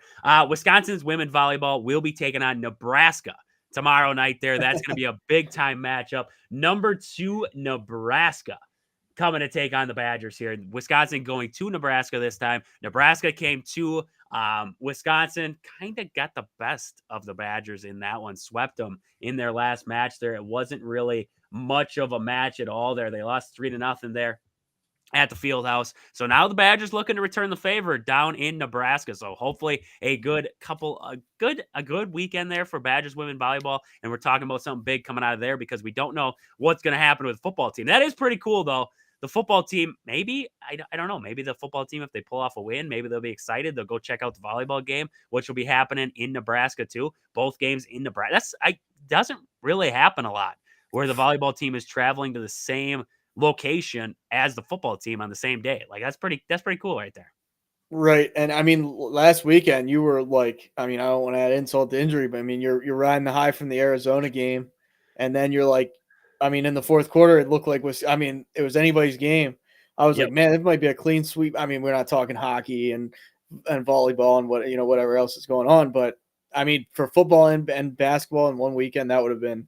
So, I mean, you can kind of, draw the comparisons, right? But like you said, playing the same team in the same, both teams are going out there. That's you never know, right? You never know. Yep. I mean, I give the football team a better shot just based on it's number 2 in the volleyball I think Wisconsin is ranked number 6 yet. I think they. I mean, yeah, they're right there. That's not far off. That's not. No.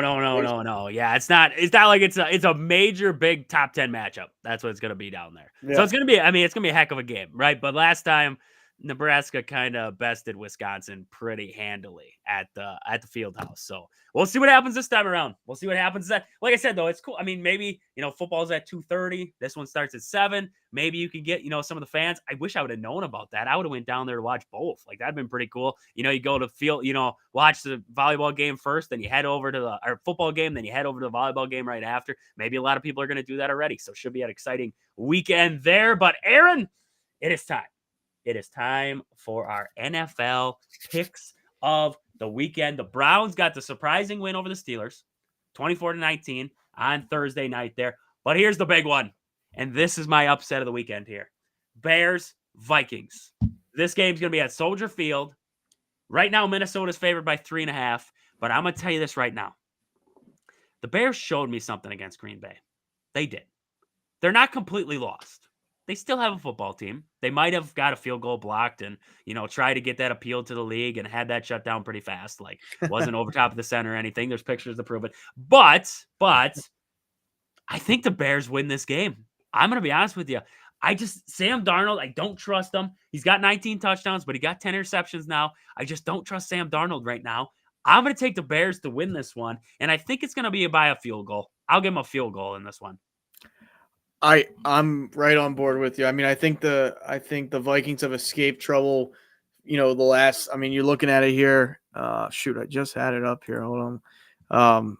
They beat Tennessee by 10, but here we go. Yeah, beat Tennessee by 10. But that Jags game we were talking about, 12-7 barely, and Mac Jones was playing for the Jags, so that's not even like a freaking quarterback at that point. And then you have, you're playing the Colts, you escape out of there with an 8-point win.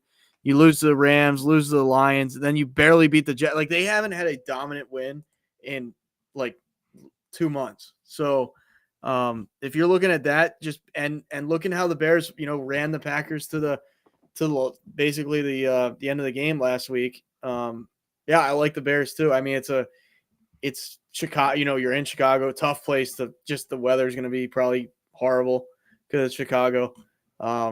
And like you said, I mean, I think, Sam Darnold probably makes a couple mistakes in this game. Bears defense is decent for sure. So yeah, give me the Bears as well. I like that. And even at the favorite, 3.5 for the Vikings, that doesn't matter to me. I think Caleb Williams will play better than Darnold in this game. Agreed. Like that pick there. Next up, we got Lions and Colts. I think I'll be honest with you. I think the Colts make this dicey. I think they do. I don't think the Lions blow them out like they have been doing to a lot of AFC South teams. I think the Colts hang around a little bit in this one. The Lions are going to win this game. I think they'll win by a touchdown. Right now, the spread's at 7.5. I think they'll win by a touchdown, but I think it's just a touchdown. I don't think it's a blowout game. I could see that. I mean, I'm always fearful of like taking teams that are just like on a roll like the Lions. I mean, the Lions are on like the biggest roll you could argue. Yeah, I mean, the thing I like about this for the Lions though, it's indoors, and Jared Goff loves indoors, so that kind of plays into the fact that the Colts aren't that good. They're not like horrible, but they're not a complete football team by any means. I say Lions by like 10, so I think they do cover and then some a little bit. But yeah, I don't. It's more so I don't have any faith in the Colts really. Richardson's back in there again, like he played last year. I think he's QB1. I don't know. Sinek hasn't told me anything yet. He hasn't told me anything yet, but QB1 changes week by week with him. So I have no idea. That team is so hard to keep up with as far as who's playing. Even with Flack, whoever they put out there, I think Jared Goff will outplay them. So yeah, give me the Lions. They're just on a different level right now. Like everybody's already like, oh, they're going to be in the Super Bowl. Just talking about right now, they're on a different level than everybody else, pretty much. So I agree. I agree with you there. Next up, this could be a good game. This could be a good game. I think the spread is actually quite large for what I think this game could be because the Miami Dolphins have not played that great this season. And the Patriots, they've snuck out some surprising ones. They've snuck out some games where I didn't think they were going to pull them off. Right now, the Dolphins favored by 7.5 going into this game against the Patriots. That will be in Miami, though. I'm going to take the Dolphins, but I'm going to take them by 3.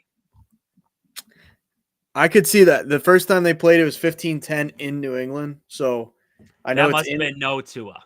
That must have been no Tua time. Yeah, that's true too. Yeah. So they're accounting for, Tua, give them another couple points there. I could see that. New England never has bad. Belichick, no Belichick. They all, even this year, they've had a good defense. It's like a fundamental to their program or their organization, I should say. So I'm never fully confident picking the Dolphins, but I still think they do win this. Do they cover that spread? That is, it depends how good Drake May plays.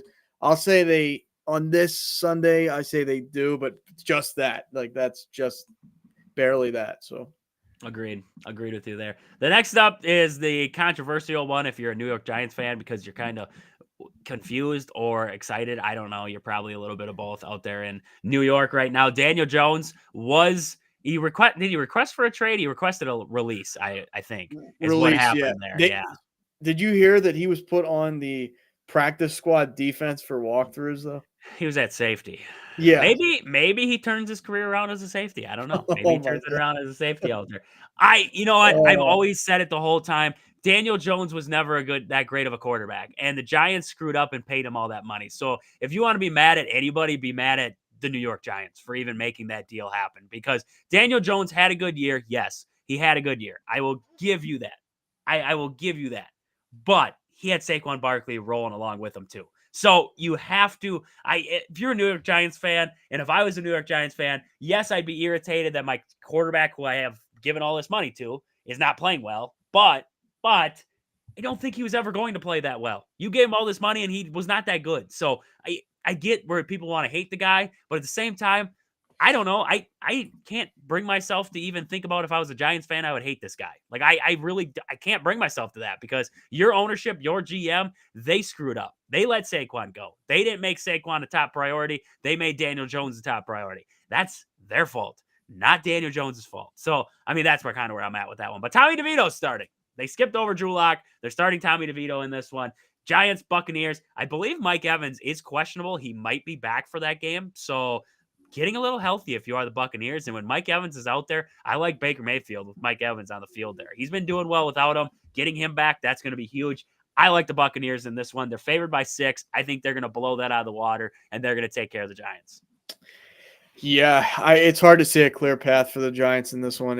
The Daniel Jones thing, that guy says everything the right way. I can't, like, it doesn't seem like he has a bad bone in his body. No, I mean, he might not have a good he's arm. the nicest dude in the world. Like, Yeah, I can't hate this guy. He's like class personified. Like, he's like Aaron Judge. Like, the guy just doesn't say anything the wrong way. You know what I mean? So it's hard. I can't get myself to hate somebody like that. Like you said, I mean, he was over draft. Like, they drafted him too high and I still don't think could he have a resurgence like Sam Darnold? I think he could. I'm not saying that for sure, but like, he's played behind probably the worst offensive line I've ever seen in my life his whole career. Like, he has never had weapons.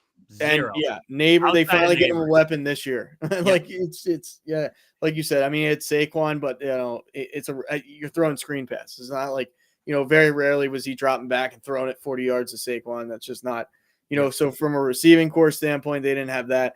And like I said, I mean, you put any good quarterback behind that offensive line, I just don't see anybody really having a ton of success. Excuse me. So, I mean, DeVito now, I mean, I like the story, New York kid, like, the whole bit, but behind that same offensive line that's not any better. Tampa can kind of get after the quarterback a good bit. So I think he's going to have a long day. I mean, you might see, quarter 1, quarter 2 go to the Giants because they're just playing with like house money with DeVito, and he's just out there, just Johnny Manziel-ing it, kind of just whatever, throwing it here, throwing it there, whatever. But I mean, the Bucs pull. I think the Bucs, especially if Evans is back, the Bucs pull away. And I mean, if you're the Giants, and if you're the Giants fans, I don't know where you go from here. If you think Brian Daboll's the coach, then you got to get him a quarterback. How many more years is that going to, like, they're up a long creek there, and with no paddle. They have no paddle to work with there at all. I mean, the GM's made. It's a mess. It's really a mess. No, completely agree. That franchise has been a disaster since Eli Manning walked out the door. Like, that has just been how it's been. I mean, crazy to think that Daniel Jones and Saquon had it kind of looking right for about a year. And then she kind of went, that ship sank right off the bat, right after that. So, I mean, we got this game. There's 2 games coming up here, which maybe I'm going to go with three games here. That could be nothing. 4 games. Okay, there's a lot of games that could be nothing. We'll fly through these. Commanders, Cowboys, Commanders. I'm going to take the Commanders. Yep. All right, Chiefs, Panthers. I think the Chiefs bounce back in this one and take care of the Panthers. I would not hope, but I expect them to. I expect them to too. The Titans defense could give CJ Stroud and the Texans some problems, but I do think the Texans win that game. Yeah, I'm surprised. That spread at 8 that's kind of generous to the Titans, or the Texans. I agree. I agree. I could see Tennessee hanging in. It's just, you don't know what offense you're going to get, and I mean, it's we talk about a bad O-line. Houston's O-line is not good, so that'll be interesting. It's a divisional game too, so anything can happen. That might surprise some people how close that is. Yeah, no, I agree. The divisional games are always tight. It doesn't matter who's playing. I just think the offense for the Texans will take over, and I don't think that Will Levis can lead that Titans offense to put up points with CJ Stroud in that offense. So it's gonna be tough. We'll see. We'll see how that one squares off. Broncos and Raiders will lead off the 305 slate there. I'm going to take the Broncos. I've liked Bo Nix. I've liked what Bo Nix has done this year with the Broncos. I think him and Sean Payton fit well together. I'm going to take the Broncos to win this game. It's going to be in Las Vegas, but I think the Broncos win it. I just think if the Raiders had like just a tier above what quarterback they have, this is a close game because it's division. I mean, the Raiders are pretty much checked out. I get that, but you would think the Broncos would kind of like, fall off the wagon at one of these weeks. They'll fall off. It feels like. So I mean, they just don't have a quarterback. So for that fact, I mean, give me the Broncos. We got a couple of pretty intriguing matchups here. One of them is going to be for the NFC West. not for the title, but for the lead in the NFC West. The Cardinals taking on the Seahawks. Cardinals at 6-4, Seahawks at 5-5 in that one. The spread right now, Arizona's favored by 1. It's in Seattle. I'm going to take the Seahawks to win that one, and it's going to make that NFC West even more intriguing because of the next matchup that we're going to talk about. I completely agree. I thought you would go. I know you've been high on the Cardinals this year, and for good reason, right? But the playing up there in Seattle is a different, like as far as NFL stadiums go, that's a different breed, and the spread is so close that I just give Seattle the benefit of the doubt because it's in Seattle, and I don't know. Cardinals have been playing well, but I think Seattle will win this game. It's a kind of a must win. I mean, and you're right there. So completely agree with you there. I like that one. This is your big matchup. A little bit of Sunday Night Football on NBC. We got the Eagles taking on the Rams in SoFi. Eagles favored by 3. I'm going to tell you this now. I like the Rams. I'll be honest with you. Something about once Matthew Stafford got Puka Nacua and he got cut back, and it just felt like the offense started to feel good. And then it's like it transpired over that defense for him because the defense started to play well for the Rams. And it's like everything started to flow again. And I got that. It's at home, which I think is going to benefit them. And I think the Rams squeak it out. I'm not shooting the Eagles because I think the Eagles are a good team. And I think this is going to be a good football. I think this is going to be a good football game. Like, it's going to be a really good football game for Sunday night. I just think the Rams squeak it out just because of the playmakers that they have on that offense. The Eagles have playmakers on the offensive side of football, so I'm not going to say that they can't squeak out plays too. But I just think Matthew Stafford, Nakua's back, Kupp's back. I like that offense. I'm going to take the Rams to squeak it out. I think, for me, I'm reversing the spread. I'm taking the Rams by 3. This is really, and like even leaving my bias out of it, it's tough because the Eagles usually take care of the Rams. I mean, it's just one of those things, but it's in LA. The Rams are trying to hold on, like wild card wise. They're 5-5. The big drop on this one is the fact that Devontae Smith is out. I hate that. So just for that, I think I think that's pretty much the determining factor here. Like, I think if you have Devontae, they find a way. Without him, it's going to be the A.J. Brown. I don't think Dallas Goedert's playing again. That guy gets injured, walking to the bathroom. That guy gets injured. But I've been there. Tripped on one of those oscillating fans one time. It's dark, tripped over top of that son of a gun.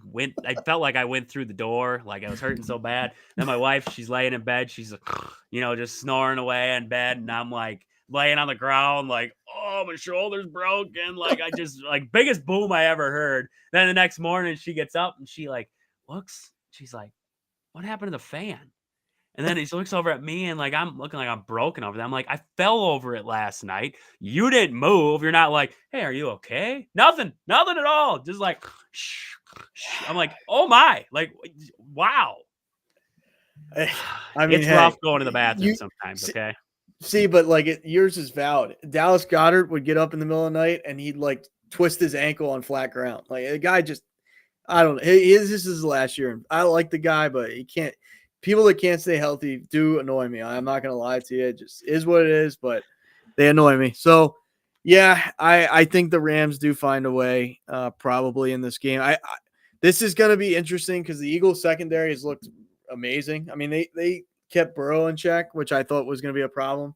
I think they allowed like 17 against the Bengals or something like that. 17 against the Bengals. What's his name? Jane Daniels didn't do that much either. I think he's playing injured though, so I think there's a little caveat on that one. But I mean, nevertheless, the secondary is going to be tested. Quinyon Mitchell is not giving up a touchdown this year. I don't know who they're going to put him on. Cooper, like he'll have his hands full either way. I mean, you really will. Probably I think Nakua. Probably. Yeah, I think he'll get waxed at times. I don't think he'll get like annihilated. I think Darius Slay has a chance of getting annihilated. He's either very good or hit or miss. Day by very Jekyll and Hyde. I think he'll be torched in this game. It's just one of those things. So Yeah, I think the Rams unfortunately find a way. I wouldn't be surprised if the Eagles win this, but the Devontae Smith one, that's a big loss. So Yeah, no, I agree. I mean, it's gonna be a good game. There's gonna be some good games Sunday and Monday here because the Monday night game, Ravens, Chargers. I think ooh, that has the that's cool. making to be a very good game there. It's gonna be at SoFi there in Cal, so it's technically a home game for them Chargers there. I'm gonna be honest. I like the Chargers. I don't know what it is. I think they play the old school, like just Jim Harbaugh football, and it works. It really does. That defense is playing well right now. Give me the Chargers to win that one at home. The Ravens sometimes to me, I don't know how you can have that much star power and still mess up, and they find a way to still mess up. Chargers, they just don't make those. I don't think they're going to make those same mistakes in this one. See, I'm weird. I trust the Ravens against teams that aren't in the NFC North. Like if it's NFC North or It's not the freaking Steelers. AFC. They got a shot. AFC North. Yeah, AFC North. But because I mean Lamar just like in the regular. If you look at his regular season record, it's like it's insane. Like it's honestly like you would never think it's that good, right? Like it's just it's a Harbaugh brother, reunion, which is cool. I mean, you like to see that. Last time they played, didn't the lights go out? Wasn't that was a Super Bowl game when the lights went out? Super Bowl, Ravens 49ers, but that was Colin Kaepernick was on the 49ers. Yeah, that was a while ago. For that one. That was a good Super Bowl, though. That was a good game. Man, I can see it, though. I can see what you're saying. I think the Ravens bounce back. I mean, they're 7-4. I think they find a way. The Chargers are on a good 4-game winning streak, but I think that's where one of those things like the Ravens kind of want it more in this one. It's going to be, I mean, it's adversity. It's on the road, prime time, but I think the Ravens find a way. This game's going to be, to me, I feel like this is going to be tight, but my only worry with the Ravens is their secondary is spotty and Herbert can torch you if he's on. So, yeah, I think the Ravens, but I definitely could see it. With the Chargers there. So that's a really interesting matchup. I don't know how they're going to line up on that one. So yeah, there's a lot of good matchups. The Eagles and Rams game, that one there, the 49ers and Packers could be a good game if the Packers can't figure it out. Like there could be a lot of good games across the board in that one there. But there's our NFL picks for the weekend. The Bucks, they got a big win over the Pacers tonight here. That was 129-117. They got that win. Look out, folks. But hey, Gary Trent Jr. is finally knocking down shots. I believe he had 18 points in this game. He was 6 for 10 from downtown. This is a guy who couldn't buy a bucket early on in the season. Now he's starting to feel it as of late here, so hopefully that's good signs for him there. Dame gives 24. Giannis with 37. Taurean Prince finally gets in the score column with 13 points. What a great night for Taurean Prince. Finally scores. I don't know. I don't know what to say about Taurean Prince. I'm not a big fan. Not a huge fan of Taurean Prince in that starting lineup. And then Brooke Lopez with 11 there. Bobby gives 17. And then we saw 2 out of Delian Wright and 5 from AJ Green in this matchup there. So good game. Bucks, the Pacers are a monkey on the back for the Bucks there. So getting kind of beating them up, taking care of business against them, that's good signs. And it was also in that NBA Cup too. So they got to win in group play there. Maybe, I don't know, get the banner this season and hang it up like the Lakers did. What did that do to LeBron's legacy? Because of that banner, he is now better than Michael Jordan. That's what I heard. That's what people tell me. I don't know. I'm pretty sure that's the guy. Mike's there. He's over there. He's up there. That's Mike. That's the dude. Ain't got no LeBron James posters down here. That loser. He ain't down there. Whatever. You need a poster of him flopping like just. I'll get one of Michael Jordan sitting on a throne with a crown, and then I'll have one, and then LeBron will be like down the steps, like 45 yards, and he'll be at the bottom. That's what I'll get. That's what I'll get right there. He'll be polishing MJ's shoes. He'll be polishing them off. He'll be like, can I buy a pair of shoes, sir? Like that's what he'll be doing down there. So, Aaron, we're at the end. We ran over our hour 30 mark, but that's okay. What do we got? Anything else we got to wrap us up for the night? Anything else you got? I've just been really plugged into this whole Daniel Jones thing is crazy. Just the debate, like they have really butchered. I'll just ask you that, like, do you think free agents are like, wow, they don't really, because the whole Hard Knocks thing came out, they were like trying to get a quarter. Like, I get it, it's a business. You're always trying to replace the guy unless the guy is, legendary. Basically, you're thinking about it. Okay, who's out there in the draft? But you have that where like we don't really trust Daniel Jones. Then you cut him down all the way to the 4th-string quarterback. In the latter half of the season. Then you put him on the practice squad as a safety. Like this is like something the Raiders or something. Like I did not see the Giants being this inept when it comes to organization. It's like wow. It's the disaster. It is, and you know how it's going to become more of a disaster. They have a quarterback vacancy now, and they're going to get Aaron Rodgers to come across town. He's going to come join up. He's going to come join up. He's like, hold on, boys. I'll bring Devontae. I'll bring Alan Lazard. Everybody's right there. They're right there. Cobb, I'll bring him down. He's in retirement now, but he'll come back. I'll bring him over. We're going to carry. We're going to carry to a Super Bowl. And then another bad offensive line too. That would be awesome. Like that'd be great. That'd be great. Because Aaron Rodgers no solution. There ain't no way Rodgers is done. Like he ain't gonna tarnish his legacy. But I'll tell you what, ain't nobody doing an off-season Hard Knocks ever again. The past 2 have been disastrous for those teams. There ain't no way anybody's signing up for that short list there. That is gonna be a very short list. Jerry Jones. They might be able to call Jerry Jones and get him to do it just for publicity. I'll give you this. If Purdy, let's just say like complete hypothetical, if he was out the entire season and they went and got Aaron Rodgers, that's the only time I would be afraid of Aaron Rodgers. If he was on a stacked, great offensive line, great coaching, you give him great weapons. Yeah. Even then, I wouldn't be surprised if he choked in the play. Like I still, when the playoffs start, I wouldn't trust him though. I still would. Kyle Shanahan seems like a control guy, right? Rodgers has got to be in a room where he has the control. Like I'm the guy. I run this place. I totally agree. It's just like, why does he not see that doesn't like if he's worried about just I want to run the show, and if we win, we win. He's got an ego problem. He's always had an ego problem. It hasn't worked. Like he either has to say, you know what, I'm gonna put my ego to the side in effort, because he doesn't really come out and say I need another Super Bowl though. He's not like Brady would say that. Brady would say, like Rodgers has never been. I'm not saying he doesn't care about winning it, but it's like I don't know if he MVP. That's all he cares about. MVPs. He'll talk about his MVPs all the time, but he'll never talk about what I can do to get us to a Super Bowl. He talked about all those MVPs he won for the Packers. What happened? Where did we get with those? NFC Championship.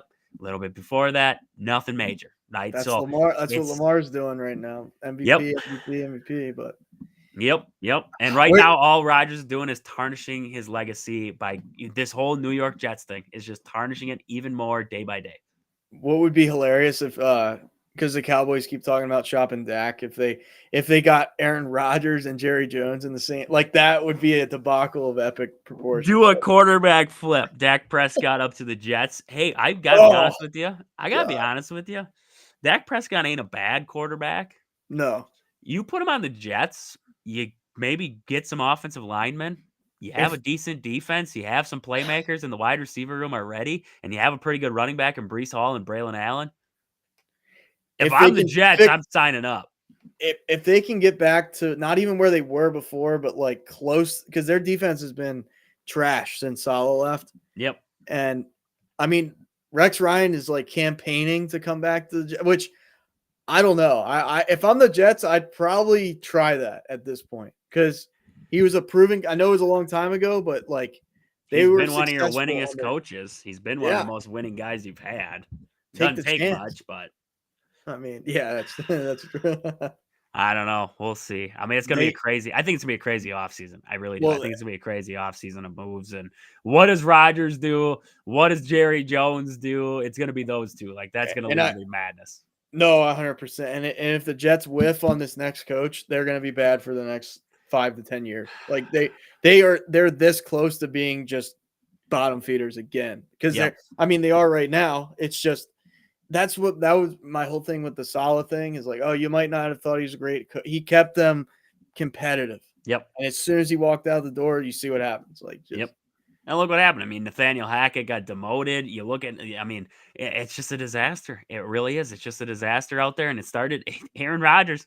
It's the Aaron Rodgers effect with that one there. So, I mean, that's about all we got. That's about all we got for today. Some great football coming up this weekend. College football, Badgers in action against Nebraska. The volleyball team is going to be in action against Nebraska too. Make sure you're checking out both them matchups there. Badgers men's basketball will be back in action on Sunday, taking on Pittsburgh in the Greenbrier tip-off championship game at 5 o'clock, 4 o'clock. 4 o'clock Central Time, 5 o'clock Eastern. Can't wait for that big-time matchup. Packers, 49ers, great NFL games. It's going to be a great weekend all the way around there. I'm setting up Christmas lights. I cannot think of anything else I'd rather be doing, so it's going to be great. It's going to be great there. We got the tree up. The tree is up. We're excited. We're not even to Thanksgiving yet, but we're ready for Christmas. That's almost to Thanksgiving. Though. That's what I've gotten out of this. We aren't even at Thanksgiving, but we're getting set up for Christmas. We're just that stoked. We're just that excited. So can't wait for that one. Can't wait for that one there. But great show as always there. Thank you for everybody who tuned in tonight in the chat and everything like that. Thank you for participating in the show. Always, if you join in, whenever you join in, bring up something you want to talk about, you want us to talk about, we can definitely get to your comments there in the section. But hey, for Aaron and myself, this has been Wisconsin Sports on the Go with Trage. Thank you all for tuning in. We'll catch you guys back here on Sunday. But until then, see ya.